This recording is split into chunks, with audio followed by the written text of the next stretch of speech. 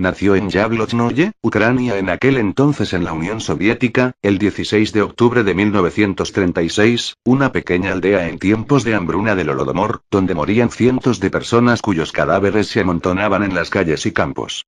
Mientras su padre Román Chikatilo cayó prisionero de guerra por los nazis, la madre de Andrei, Ana Chikatilo le contaba a menudo a él y a su hermana menor que a su hermano mayor Stepan, lo habían raptado para comérselo. Chikatilo quedó traumatizado por la historia de su hermano, pero aquello era muy común en esos duros años.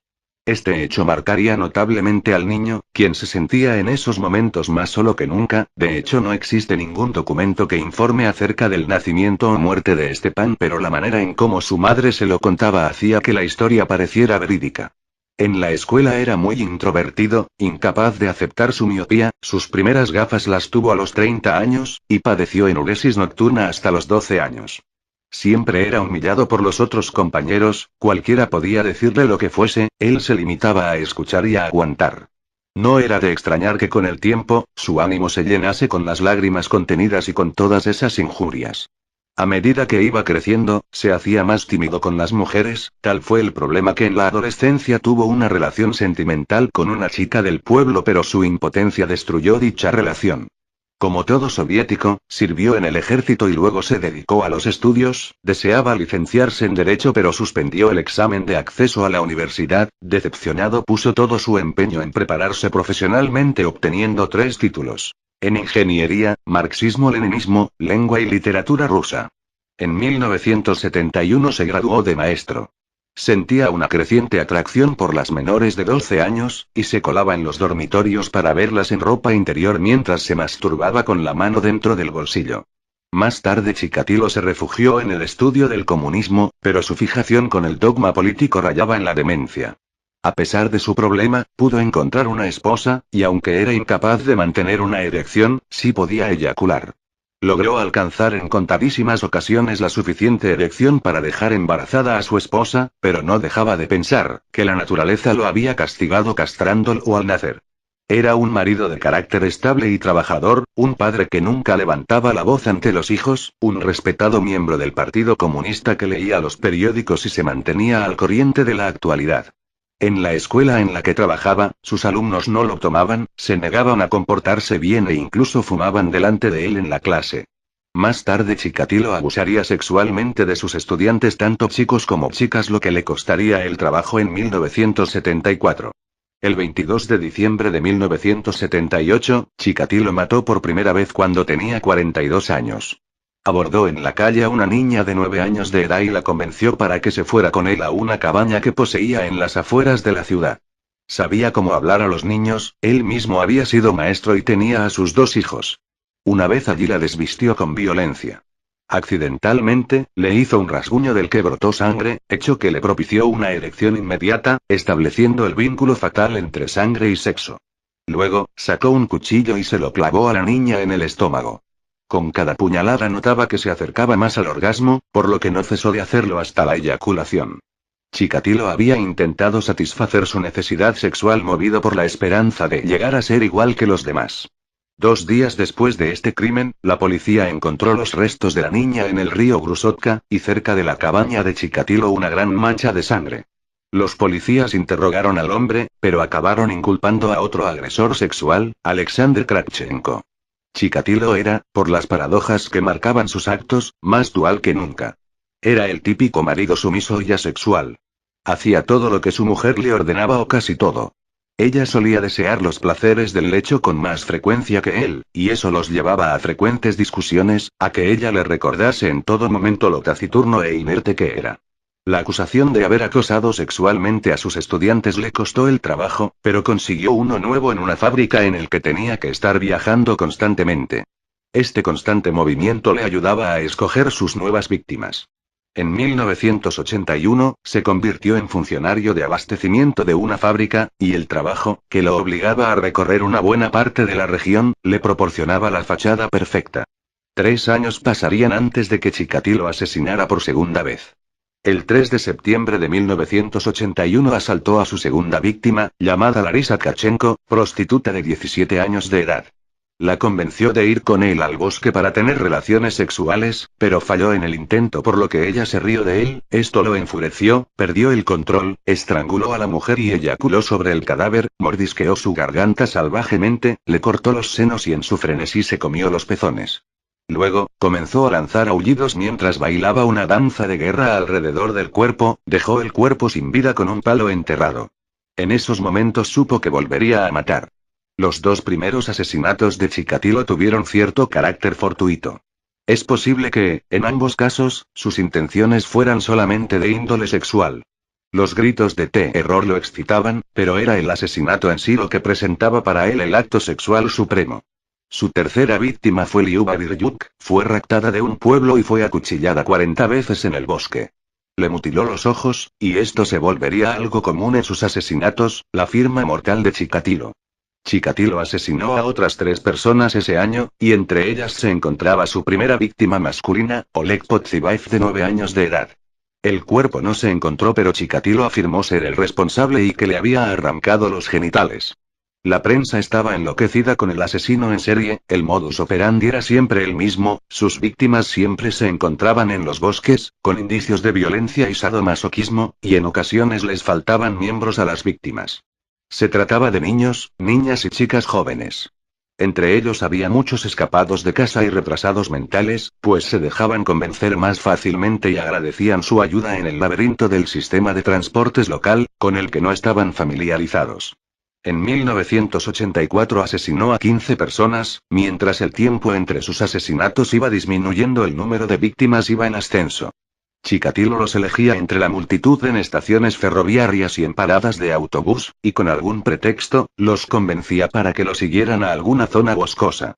Una vez allí les infligía numerosas puñaladas, entre 30 y 50. Casi todas las víctimas sufrían la mutilación de los ojos.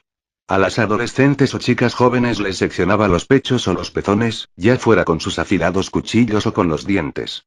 El útero era extirpado con tal precisión que todos los cirujanos de la provincia de Rostov pasaron a ser sospechosos en potencia. Mientras las violaba, se enfurecía tanto por llegar tan rápidamente al orgasmo que les machacaba la cara de golpes. Para ocultar su impotencia, a veces, con la ayuda de una ramita, colocaba el semen en la vagina de la víctima. En el caso de los niños, los atacaba nada más hallarse a solas con ellos en el bosque. Un golpe para aturdirlos con las manos atadas y unos golpes de cuchillo poco profundos para establecer su dominio sobre ellos. Posteriormente, los mutilaba a mordiscos, les cortaba los genitales o solamente extirpaba los testículos, que guardaba a modo de trofeo. En algunas ocasiones realizaba estas amputaciones cuando la víctima se hallaba aún con vida, aunque no consciente. En ninguno de los casos se encontraron las partes del cuerpo seccionadas en las cercanías de la escena del crimen. Además practicaba actos de canibalismo. En sus declaraciones confesaría que le gustaba tragarse las partes del cuerpo más blandas.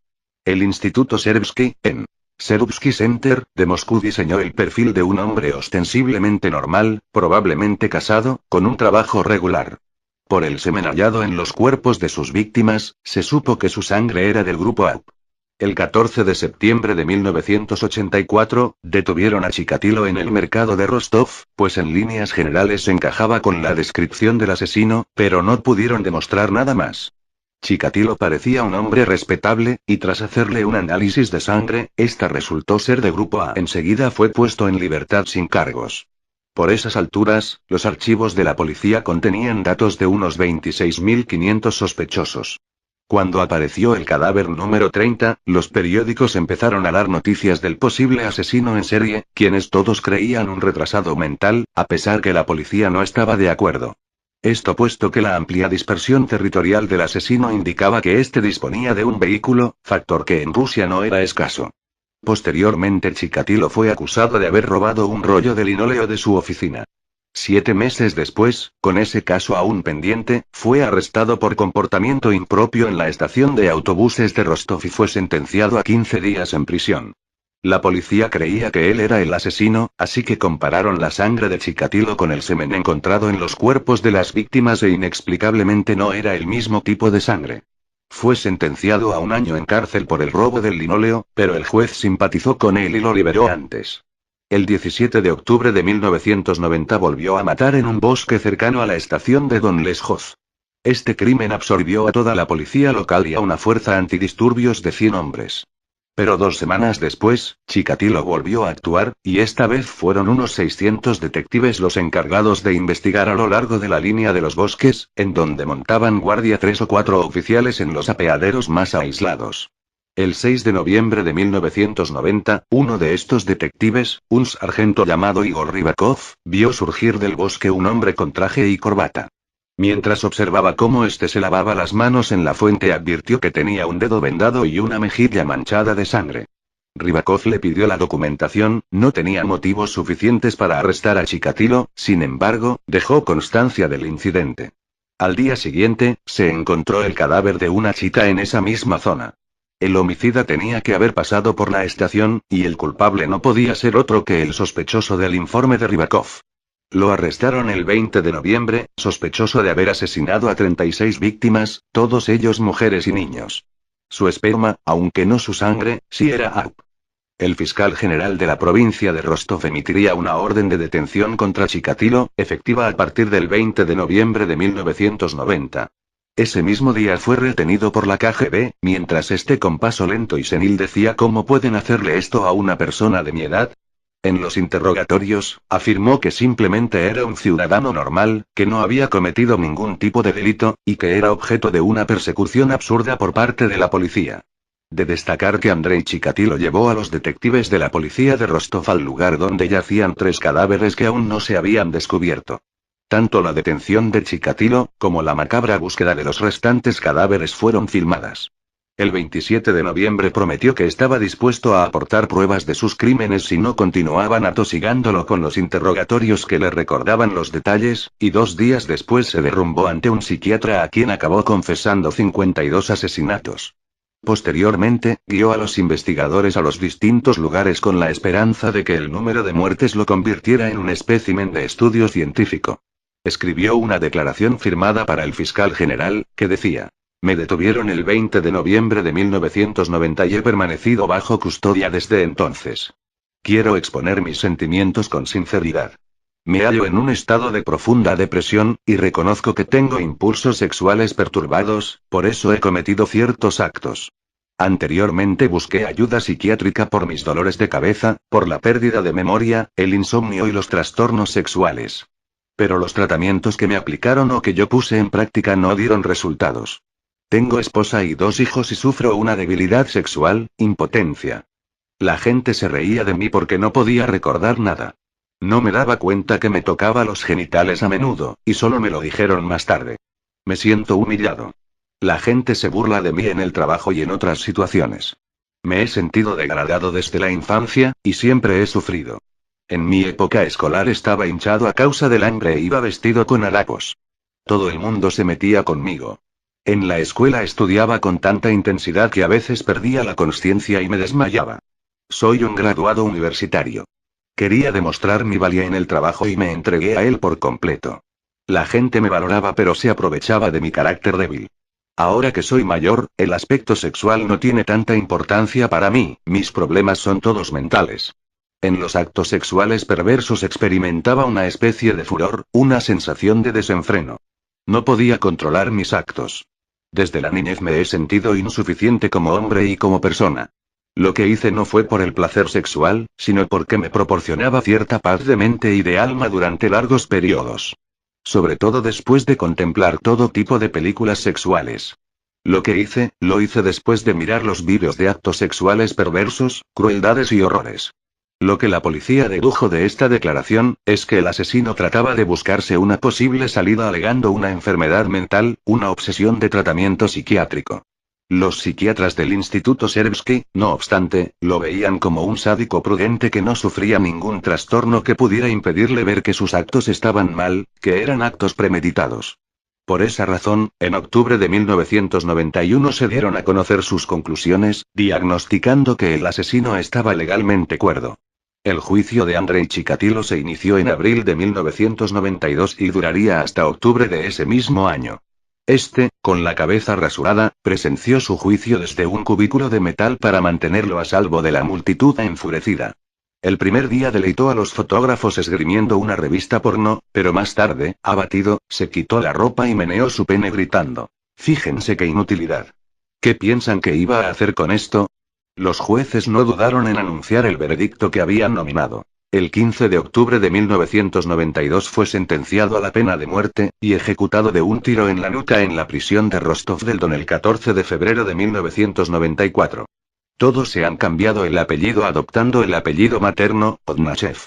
Su viuda, Eudocia o Teodosia Odnachev, Chikatilo, nacida en 1939, trabajó como jefe de un jardín de infancia, tuvo que dimitir después de saberse lo que hizo su marido.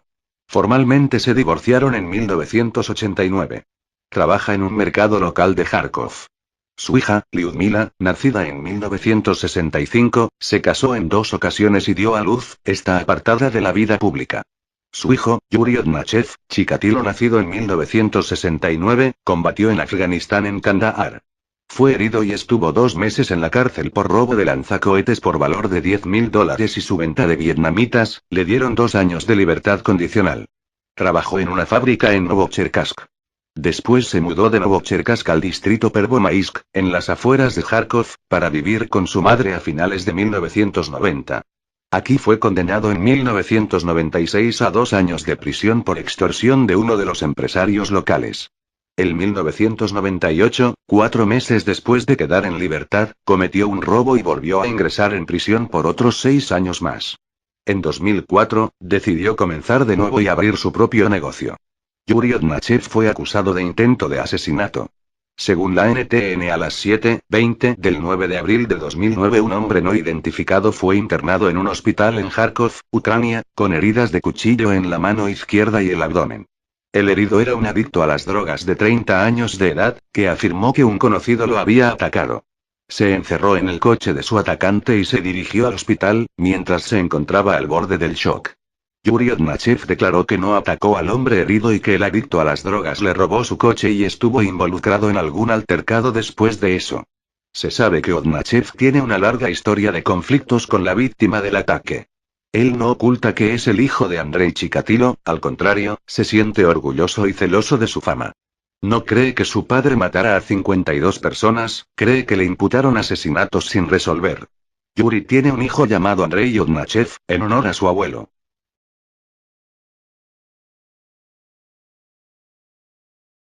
Y que le había arrancado los genitales. La prensa estaba enloquecida con el asesino en serie, el modus operandi era siempre el mismo, sus víctimas siempre se encontraban en los bosques, con indicios de violencia y sadomasoquismo, y en ocasiones les faltaban miembros a las víctimas. Se trataba de niños, niñas y chicas jóvenes. Entre ellos había muchos escapados de casa y retrasados mentales, pues se dejaban convencer más fácilmente y agradecían su ayuda en el laberinto del sistema de transportes local, con el que no estaban familiarizados.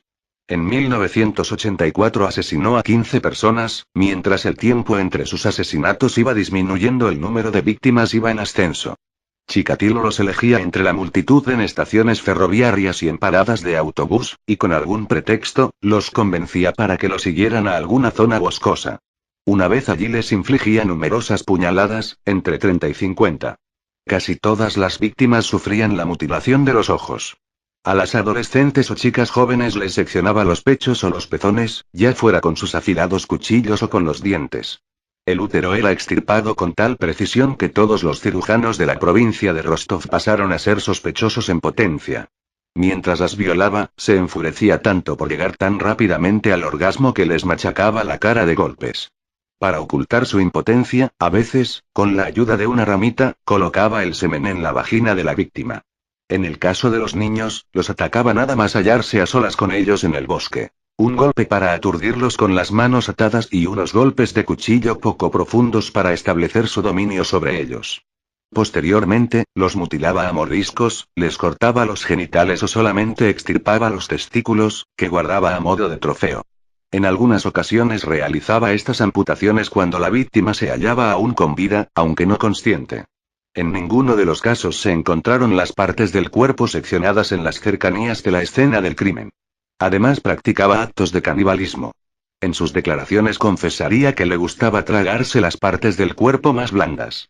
El Instituto Serbsky, en Cherubsky Center, de Moscú diseñó el perfil de un hombre ostensiblemente normal, probablemente casado, con un trabajo regular.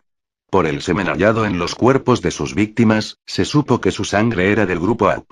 El 14 de septiembre de 1984, detuvieron a Chikatilo en el mercado de Rostov, pues en líneas generales encajaba con la descripción del asesino, pero no pudieron demostrar nada más. Chikatilo parecía un hombre respetable, y tras hacerle un análisis de sangre, esta resultó ser de grupo A. Enseguida fue puesto en libertad sin cargos. Por esas alturas, los archivos de la policía contenían datos de unos 26.500 sospechosos. Cuando apareció el cadáver número 30, los periódicos empezaron a dar noticias del posible asesino en serie, quienes todos creían un retrasado en potencia, a veces, con la ayuda de una ramita, colocaba el semen en la vagina de la víctima. En el caso de los niños, los atacaba nada más hallarse a solas con ellos en el bosque. Un golpe para aturdirlos con las manos atadas y unos golpes de cuchillo poco profundos para establecer su dominio sobre ellos. Posteriormente, los mutilaba a mordiscos, les cortaba los genitales o solamente extirpaba los testículos, que guardaba a modo de trofeo. En algunas ocasiones realizaba estas amputaciones cuando la víctima se hallaba aún con vida, aunque no consciente. En ninguno de los casos se encontraron las partes del cuerpo seccionadas en las cercanías de la escena del crimen. Además practicaba actos de canibalismo. En sus declaraciones confesaría que le gustaba tragarse las partes del cuerpo más blandas. El Instituto Cherubsky, en Cherubsky Center, de Moscú diseñó el perfil de un hombre ostensiblemente normal, probablemente casado, con un trabajo regular. Por el semen hallado en los cuerpos de sus víctimas, se supo que su sangre era del grupo A. El 14 de septiembre de 1984, detuvieron a Chikatilo en el mercado de Rostov, pues en líneas generales encajaba con la descripción del asesino, pero no pudieron demostrar nada más. Chikatilo parecía un hombre respetable, y tras hacerle un análisis de sangre, esta resultó ser de grupo A. Enseguida fue puesto en libertad sin cargos. Por esas alturas, los archivos de la policía contenían datos de unos 26.500 sospechosos. Cuando apareció el cadáver número 30, los periódicos empezaron a dar noticias del posible asesino en serie, quienes todos creían un retrasado mental, a pesar que la policía no estaba de acuerdo. Esto puesto que la amplia dispersión territorial del asesino indicaba que éste disponía de un vehículo, factor que en Rusia no era escaso. Posteriormente Chikatilo fue acusado de haber robado un rollo de linóleo de su oficina. 7 meses después, con ese caso aún pendiente, fue arrestado por comportamiento impropio en la estación de autobuses de Rostov y fue sentenciado a 15 días en prisión. La policía creía que él era el asesino, así que compararon la sangre de Chikatilo con el semen encontrado en los cuerpos de las víctimas e inexplicablemente no era el mismo tipo de sangre. Fue sentenciado a 1 año en cárcel por el robo del linóleo, pero el juez simpatizó con él y lo liberó antes. El 17 de octubre de 1990 volvió a matar en un bosque cercano a la estación de Don Leshoz. Este crimen absorbió a toda la policía local y a una fuerza antidisturbios de 100 hombres. Pero 2 semanas después, Chikatilo volvió a actuar, y esta vez fueron unos 600 detectives los encargados de investigar a lo largo de la línea de los bosques, en donde montaban guardia 3 o 4 oficiales en los apeaderos más aislados. El 6 de noviembre de 1990, uno de estos detectives, un sargento llamado Igor Rybakov, vio surgir del bosque un hombre con traje y corbata. Mientras observaba cómo este se lavaba las manos en la fuente Agvirstituta de 17 años de edad. La convenció de ir con él al bosque para tener relaciones sexuales, pero falló en el intento por lo que ella se rió de él, esto lo enfureció, perdió el control, estranguló a la mujer y eyaculó sobre el cadáver, mordisqueó su garganta salvajemente, le cortó los senos y en su frenesí se comió los pezones. Luego, comenzó a lanzar aullidos mientras bailaba una danza de guerra alrededor del cuerpo, dejó el cuerpo sin vida con un palo enterrado. En esos momentos supo que volvería a matar. Los 2 primeros asesinatos de Chikatilo tuvieron cierto carácter fortuito. Es posible que, en ambos casos, sus intenciones fueran solamente de índole sexual. Los gritos de terror lo excitaban, pero era el asesinato en sí lo que presentaba para él el acto sexual supremo. Su tercera víctima fue Liuba Biryuk, fue raptada de un pueblo y fue acuchillada 40 veces en el bosque. Le mutiló los ojos, y esto se volvería algo común en sus asesinatos, la firma mortal de Chikatilo. Chikatilo asesinó a otras 3 personas ese año, y entre ellas se encontraba su primera víctima masculina, Oleg Podzibaev de 9 años de edad. El cuerpo no se encontró, pero Chikatilo afirmó ser el responsable y que le había arrancado los genitales. La prensa estaba enloquecida con el asesino en serie, el modus operandi era siempre el mismo, sus víctimas siempre se encontraban en los bosques, con indicios de violencia y sadomasoquismo, y en ocasiones les faltaban miembros a las víctimas. Se trataba de niños, niñas y chicas jóvenes. Entre ellos había muchos escapados de casa y retrasados mentales, pues se dejaban convencer más fácilmente y agradecían su ayuda en el laberinto del sistema de transportes local, con el que no estaban familiarizados. En 1984 asesinó a 15 personas, mientras el tiempo entre sus asesinatos iba disminuyendo, el número de víctimas iba en ascenso. Chikatilo los elegía entre la multitud en estaciones ferroviarias y en paradas de autobús, y con algún pretexto, los convencía para que lo siguieran a alguna zona boscosa. Una vez allí les infligía numerosas puñaladas, entre 30 y 50.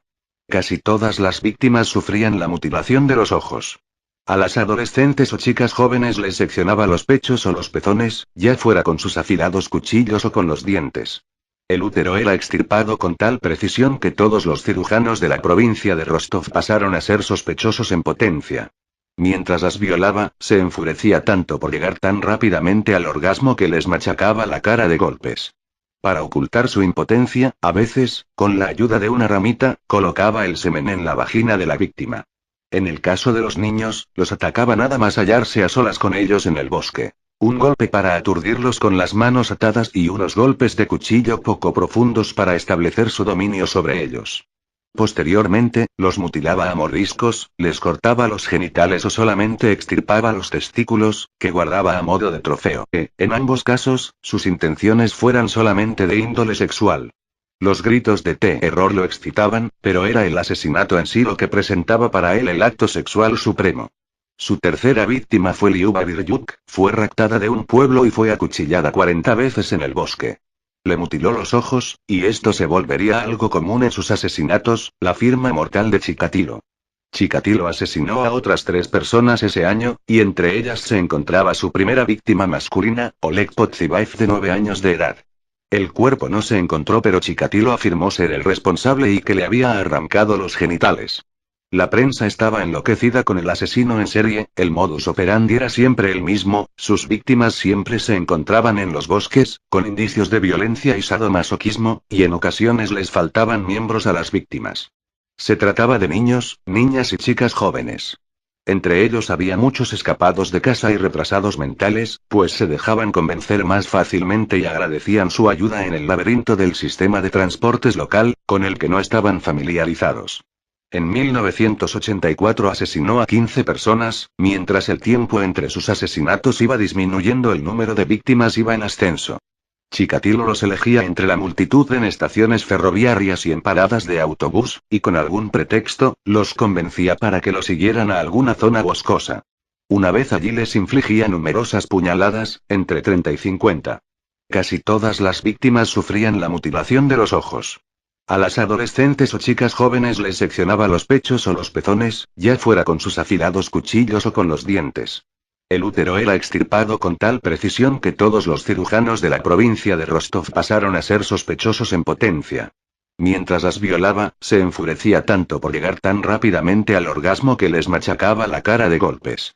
Para ocultar su impotencia, a veces, con la ayuda de una ramita, colocaba el semen en la vagina de la víctima. En el caso de los niños, los atacaba nada más hallarse a solas con ellos en el bosque. Un golpe para aturdirlos con las manos atadas y unos golpes de cuchillo poco profundos para establecer su dominio sobre ellos. Posteriormente, los mutilaba a mordiscos, les cortaba los genitales o solamente extirpaba los testículos, que guardaba a modo de trofeo. En algunas ocasiones realizaba estas amputaciones cuando la víctima se hallaba aún con vida, aunque no consciente. En ninguno de los casos se encontraron las partes del cuerpo seccionadas en las cercanías de la escena del crimen. Además practicaba actos de canibalismo.